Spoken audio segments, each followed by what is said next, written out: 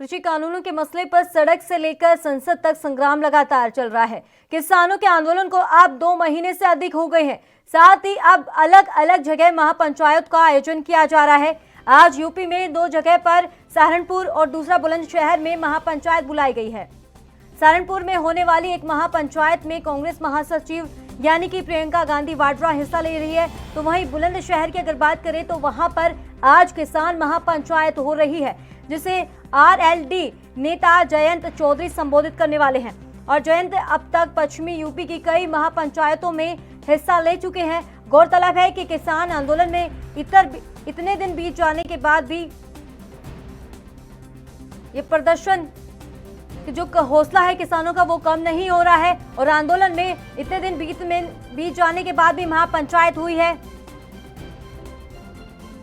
और ऐसे में कांग्रेस की कोशिश है कि इनके जरिए पश्चिमी यूपी में पैठ बनाई जाए और प्रियंका गांधी के सहारनपुर दौरे से पहले यहां पर धारा 144 लगा दी गई है।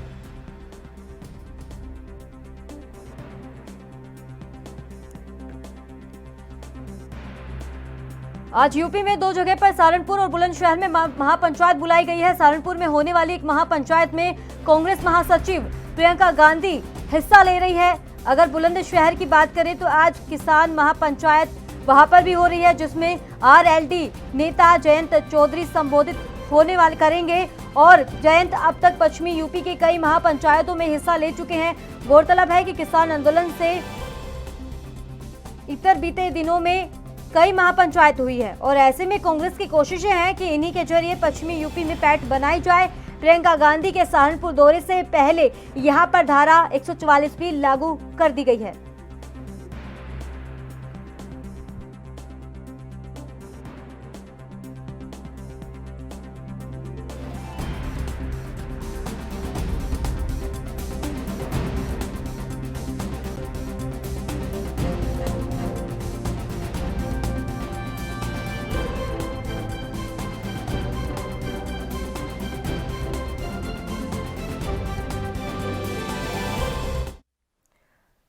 तो इसी मुद्दे पर अहम चर्चा के लिए हमारे 2 खास मेहमान जुड़ गए हैं। प्रदीप भटनागर जो बीजेपी नेता है, तो दूसरे हैं शिवराज सिंह किसान नेता। सर, आप खास मेहमानों का बहुत बहुत स्वागत है एनबी न्यूज पर।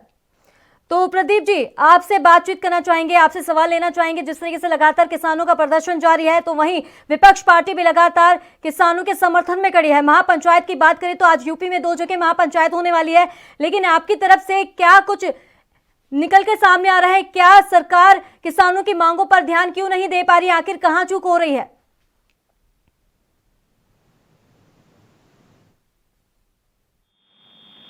श्रीमती बड़े नेता को पीछे छोड़ते हुए सबसे आगे आ गई है। उत्तर प्रदेश में समझे तो कि चुनाव अभियान, मैं तो चुनाव अभियान कहूंगा, चुनाव अभियान में है उत्तर प्रदेश में आगाज करने के लिए, और बीएसपी और सपा को पीछे रहा है किसानों की आड़ में।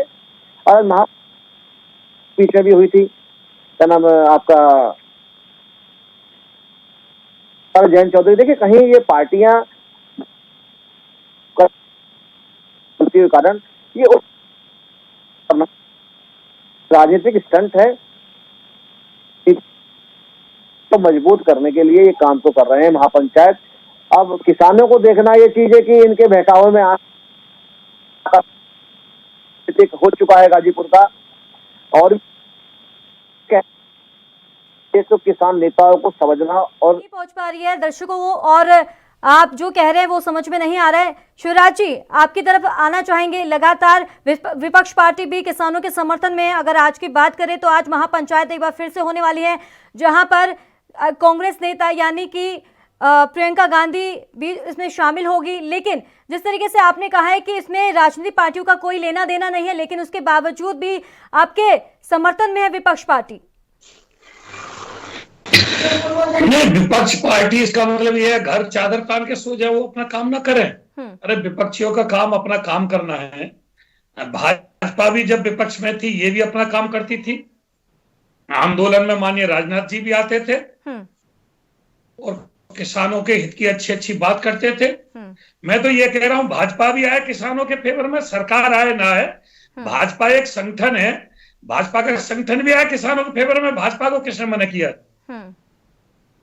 जी, तो प्रदीप जी, जैसे आज महापंचायत है सहारनपुर की, अगर बात करें यूपी के सहारनपुर में, वहां पर प्रियंका गांधी आने वाली है, तो इसको लेकर क्या इंतजाम किए गए हैं? क्योंकि लगातार जहां भी महापंचायत हुई है, जहां पर किसानों की तरफ से प्रदर्शन किया जा रहा है, कहीं ना कहीं यहाँ पर शांतिपूर्ण तरीके से न रहकर इसमें कुछ ना कुछ बदलाव देखने को मिलता है, तो इसको लेकर क्या इंतजाम? क्योंकि ये कहा भी जा रहा है कि धारा 144 भी लागू कर दी गई है।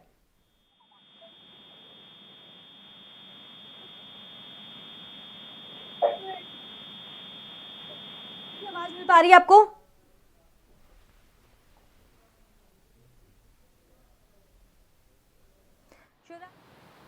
चाहेंगे तो जो आज महापंचायत होने वाली है, तो आगे की क्या रणनीति रहने वाली है आपकी तरफ से? हमारी तरफ से जी, क्योंकि किसान नेता राकेश टिकैत लगातार महापंचायत कर रहे हैं, तो आज भी महापंचायत है, तो आगे की क्या रणनीति रहने वाली है आपकी तरफ से? नहीं, महापंचायत करना कोई बुरी बात है? ये बताओ, क्या राजनीति आ गई है पंचायत करना? किसान नेता पंचायत नहीं कर सकते किसानों की? जब हम किसानों के लिए रात दिन करते हैं तो किसानों की पंचायत तो करेंगे, किसानों के बीच में जाकर के अपनी बात है कि इसमें आगे की रणनीति तय की जाएगी। सवाल यही है कि आगे की अब क्या रणनीति रहने वाली है। एक तरफ प्रधानमंत्री जी ने ये कहा है कि हम अपील कर रहे हैं किसानों से कि हम बातचीत के लिए तैयार है, और एक फोन कॉल की देर है। नहीं तो बातचीत के लिए मना किसने किया? वो टाइम बताएं, समय बताएं, स्थान बताएं।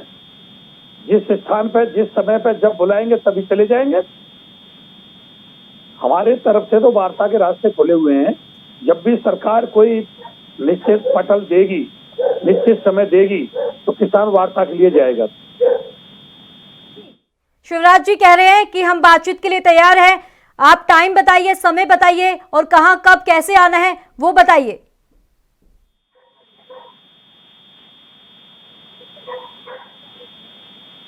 प्रदीप जी, आपको आवाज मिल पा रही है?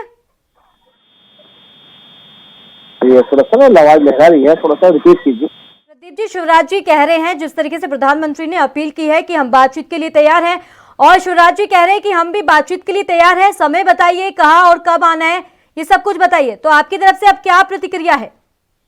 सरकार ने क्लियर कर दिया, हर बात के लिए तैयार है, हर चीज के बैठने के लिए तैयार है। आप उसको छोड़िए, मगर जहां इस चीज को लेकर बैठे हैं कि ये कानून खत्म कीजिए, उससे आगे की बात नहीं कर रहे हैं। ये क्यों नहीं कर रहे हैं? नेताओं के दबाव में है या ये विदेशियों के दबाव? मगर मैं स्पष्ट कर दूं, अभी जब लास्ट बैठक कहा गया। प्रदीप जी, आपकी आवाज बिल्कुल क्लियर नहीं आ रही है, समझ में नहीं पा रहे हैं कि आप क्या कुछ कह रहे हैं। चलिए शिवराज जी आपके पास आना चाहेंगे। प्रदीप जी कह रहे हैं कि हम भी बातचीत के लिए तैयार है, एक फोन कॉल की देरी है, लेकिन अब क्या लगता है कि आप किस समय वहां पर आना चाहते हैं? कुछ आगे की रणनीति तैयार की गई है इसको लेकर? जब भी सरकार बुलाएगी, जहां भी बुलाएगी, जिस समय बुलाएगी, जितने किसान नेता बुलाएगी वार्ता के लिए, जितने प्रतिनिधि बुलाएगी उतने जाने को तैयार है। 5 बुलाएगी 5 जाएंगे, 40 बुलाएगी 40 जाएंगे, और ज्यादा बुलाएगी तो ज्यादा जाएंगे, कम बुलाएगी तो कम जाएंगे। जब भी बुलाएंगे, जहां भी बुलाएंगे, जिस समय बुलाएंगे, जिस स्थान पर बुलाएंगे, वहां किसान जाने को तैयार है। लेकिन प्रधानमंत्री मोदी जी ने तो साफ तौर पे कह दिया कि एमएसपी पे कोई बातचीत नहीं होगी, ये है और था और रहेगा। अब ये तो प्रधानमंत्री जाने भाई, हम तो एमएसपी को गारंटी कानून बनाने की मांग शुरू से करते आ रहे हैं। बल्कि बहुत पहले तो लाभकारी मूल्य की बात होती थी, क्योंकि किसान घाटे की खेती कर रहा है, तो हमने लाभकारी मूल्य भी छोड़ दिया है। एमएसपी की मांग कर रहे हैं हम कि एमएसपी को गारंटी कानून बनाएं, क्योंकि सरकार हमारी जो है इतनी ताकत नहीं है, कोई भी सरकार हो जो देश का पूरा गल्ला खरीद सके। इसलिए जो मंडियों में और जो प्राइवेट प्लेयर आएंगे, वो जो किसान की लूट करेंगे, उसका हमको खतरा है। तो हम ये चाहते हैं कि देश में एक ऐसा कानून बने कि न्यूनतम समर्थन मूल्य, जिसे कहते हैं एमएसपी, जिसको कहते हैं कंट्रोल रेट, जिसे सरकार घोषित करती है, उससे नीचे देश में कहीं भी कोई भी खरीद ना करे, ऐसा कानून बनना चाहिए। ये हमारी मांग है। चलिए, आप दोनों खास मेहमानों का बहुत बहुत शुक्रिया अहम चर्चा के लिए। देश दुनिया की खबरों के लिए ANB न्यूज को सब्सक्राइब करें और बेल आइकन दबाएं।